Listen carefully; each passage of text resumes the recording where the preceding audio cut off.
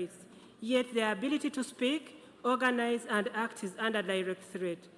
State and non-state actors, courts, police, businesses, extremist groups, and community actors are targeting women who defend rights, using harassment, criminalization, surveillance, and public shaming. In addition, anti-gender movements and political backlash exacerbate these attacks, aiming to silence women and shrink civic space.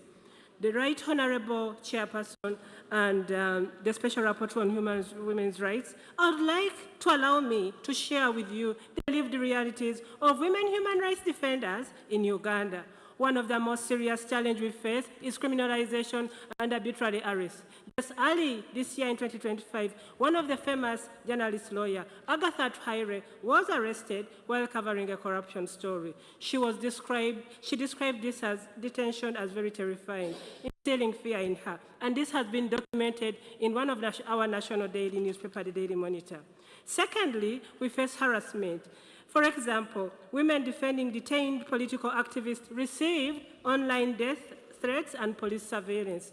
One lawyer was followed after posting bail for political detainees. This has been covered by Chapter 4 Uganda.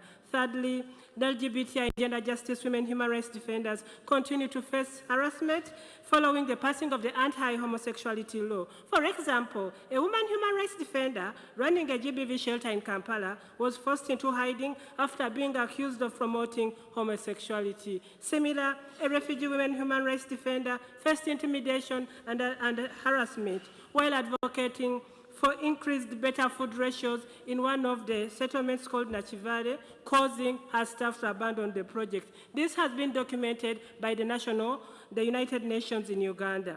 Fourth, environmental and land women human rights defenders are increasingly under attack for protecting communities and natural resources. This year, 11 women human rights defenders who were peacefully protesting the East African crude oil pipeline were unlawfully arrested, pinned to the ground, separated, bundled in police vehicles, held overnight without counsel, and later humiliated when posted photos that circulated online. This has been documented by the Bank Track and the International Federation of Human Rights. Finally, between 2020 and 2024, the Women Human Rights Defenders Network Uganda, through its registry system, verified 260 cases attacks against women human rights defenders in Uganda, including sexualized assault, online harassment, arbitrary detention, and public shaming. In this context, the Special Rapporteur on Women's Rights would like to support us, advocate, and ensure that you call upon the government of Uganda to reform the legitimacy and critical role of women human rights defenders, ensuring protection and accountability by both state actors and non-state actors, to refrain from criminalizing us.